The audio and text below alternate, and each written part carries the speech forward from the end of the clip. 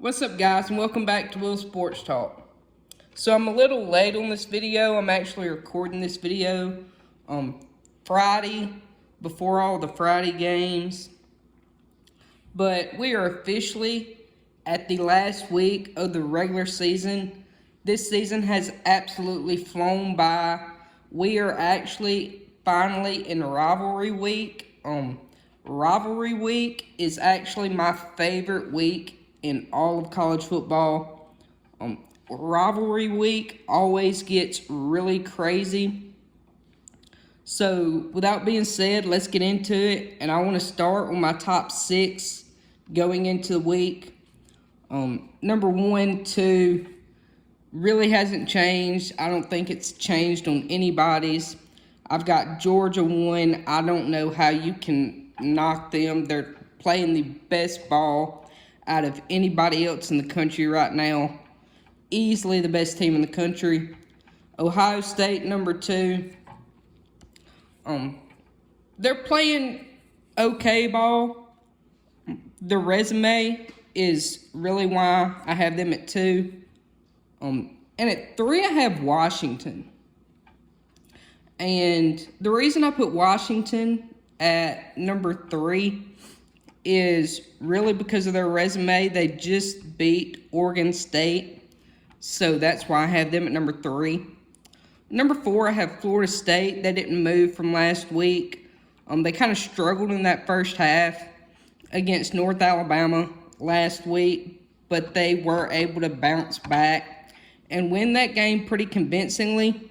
Of course, quarterback Jordan Travis, he suffered a really bad leg injury. He is officially out for the year. Quarterback Tate Rodemaker is expected to step in and fill the role for Jordan Travis, as he has officially ended his career as a Florida State Seminole. 5, I have Oregon. They're really looking like, besides Georgia, obviously, one of the most complete teams in the country right now. Very balanced on the offensive side of the ball. A really good defense. And then at 6, I have Michigan. This Michigan offense is struggling very bad. They cannot throw the football. This defense for Michigan is obviously really good. The reason I have them at 6 is their resume. They still have not played anybody. As of right now, their best win is Penn State.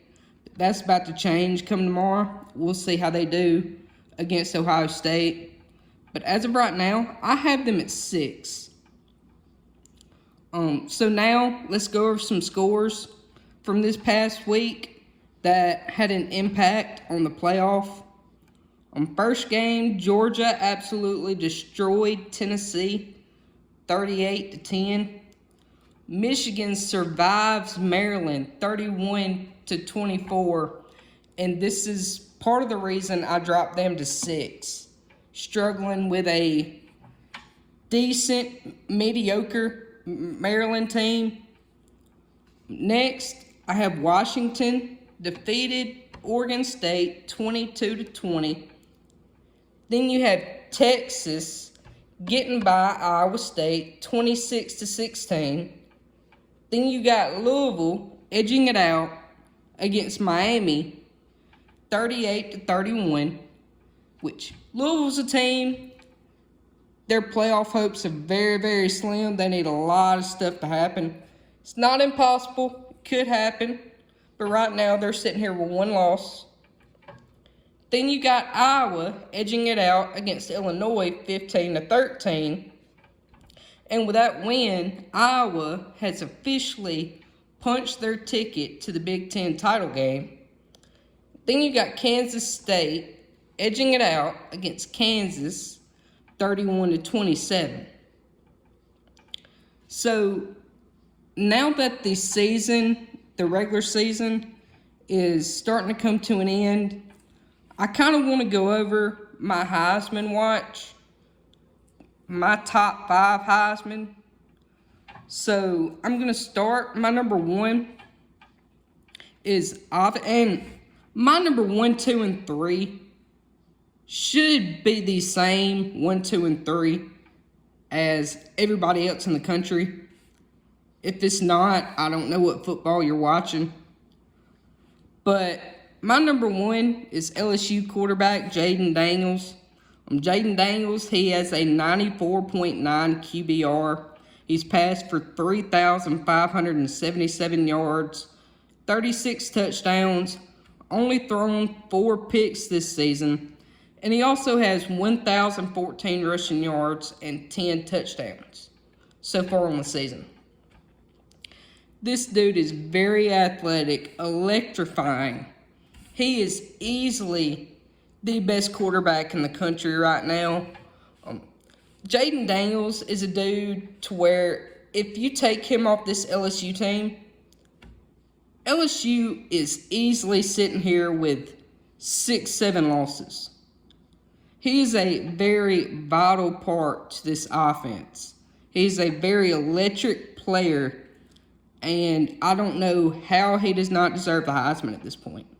At this point, I'm handing Jayden Daniels the Heisman Trophy. My number 2, I have Oregon quarterback Bo Nix. Bo Nix, he has an 89.7 QBR. He's passed for 3,539 yards, 35 touchdowns, only thrown 2 picks on the season, and he also has 5 rushing touchdowns. Another very athletic quarterback on a very electrifying offense. He's had a great season so far. Number 3, I have Michael Penix Jr., quarterback for Washington. He currently has an 85 QBR. He's passed for 3,695 yards, passed for 30 touchdowns and 7 picks.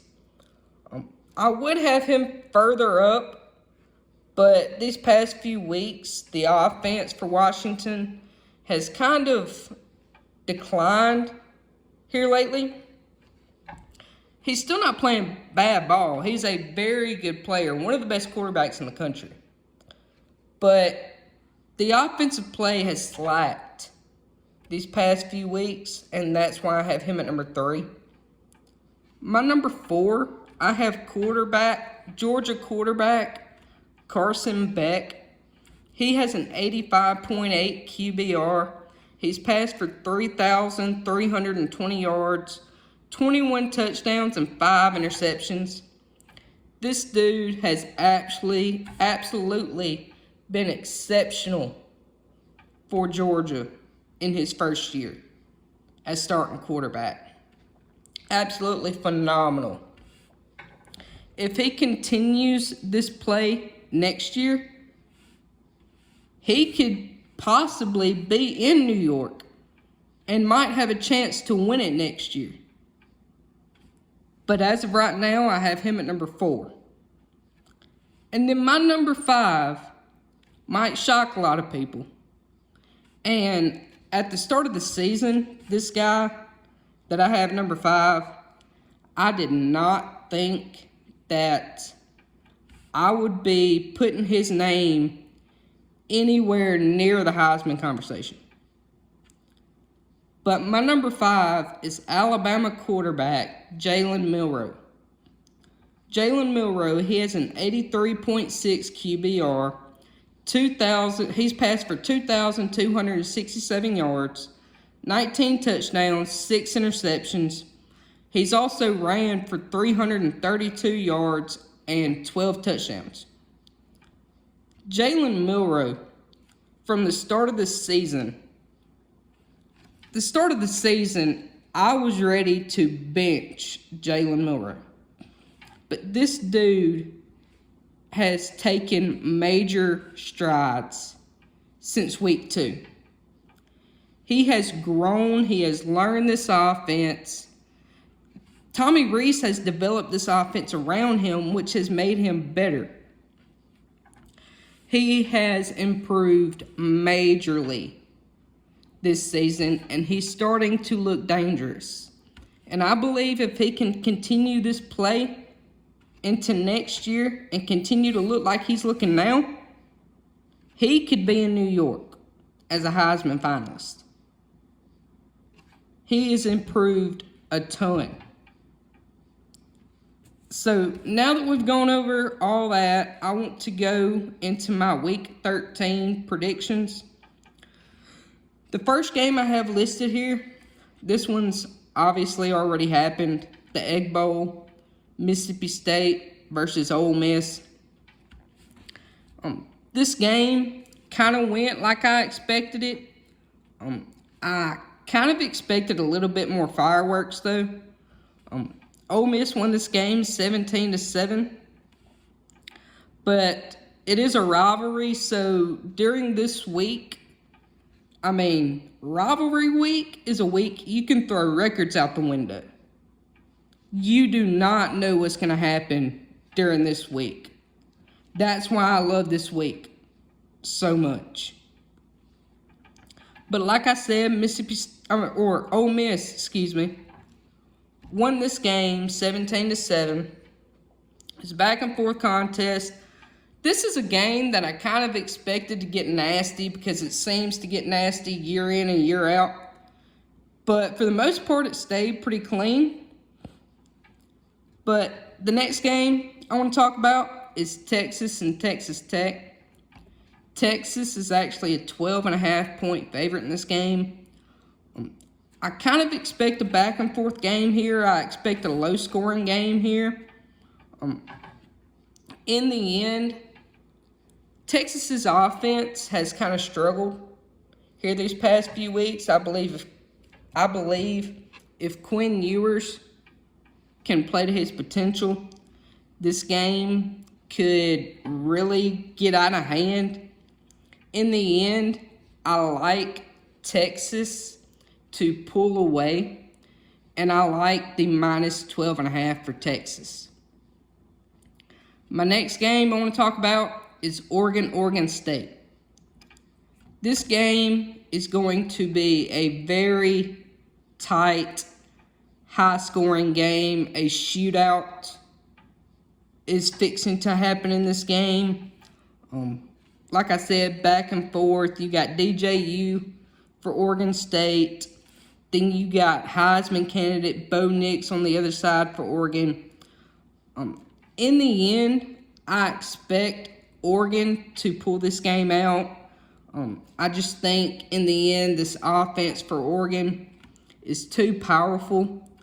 On the other side, defensive side for Oregon, they have a top 10 defense. So I think Oregon's going to be able to edge it out. I do like the plus 13.5 for Oregon State, though. My next game, I have Washington and Washington State. Washington State started off the year pretty good.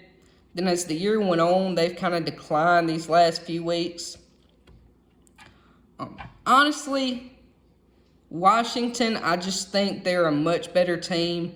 I really don't see this game being close. I like Washington to win this game, and I like the minus 16.5 for Washington. My next game I have is Florida and Florida State. Florida State is actually a 6.5 point favorite in this game. This game is in Gainesville, I believe, so that'll help Florida out. Both teams actually enter this game with a backup quarterback. I mentioned Jordan Travis earlier. And then Florida quarterback Graham Mertz, in his last game, actually suffered a fractured collarbone. So he will be out for this game. But this is another back and forth game. At least for, I would say, 3.5 quarters. But in the end, even without Jordan Travis for Florida State, I just think Florida State's a much more talented team. I think they've got more depth. So I expect Florida State to kind of run away with this game in the second half. I like Florida State. I like the minus 6.5 for Florida State. My next game is the Iron Bowl. Alabama and Auburn. Alabama's a 14.5 point favorite in this game.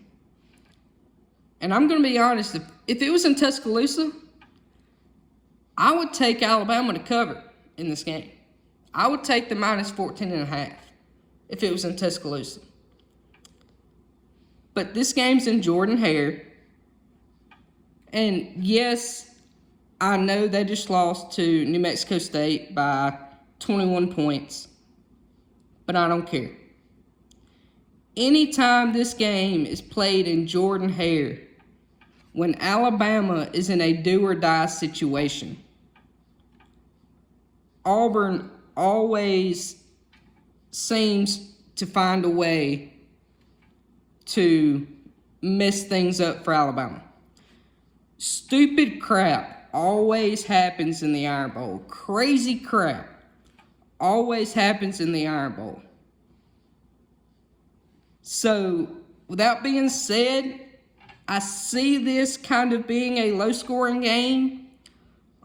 I believe if Auburn wants to beat Alabama, they're going to have to score 30 points. And I don't think Auburn's offense can do it.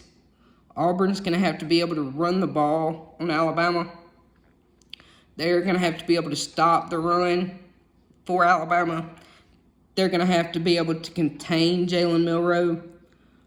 In the end, like I said, crazy crap happens in this game. So I would not be surprised by anything. But in the end, I do like Alabama to win this game. I do like the plus 14.5 for Auburn, though. Then my last game I have listed here is the game, Michigan and Ohio State. Now, Michigan has won this game the past 2 years. This is going to be a back-and-forth defensive battle. J.J. McCarthy, he's not looking like he was supposed to be looking. Two very good defenses, two really lackluster offenses here. In the end, I don't trust Michigan's ability to throw the ball. They've got to be able to throw the ball in this game if they want to win. And I really don't think they're going to be able to. So, in the end, I like the +3 for Ohio State here. And I like Ohio State to win this game. So, without being said, that is my Week 13 top 6, my Heisman list, my predictions. I hope y'all enjoyed it. Let me know what y'all think, and I will see y'all next time.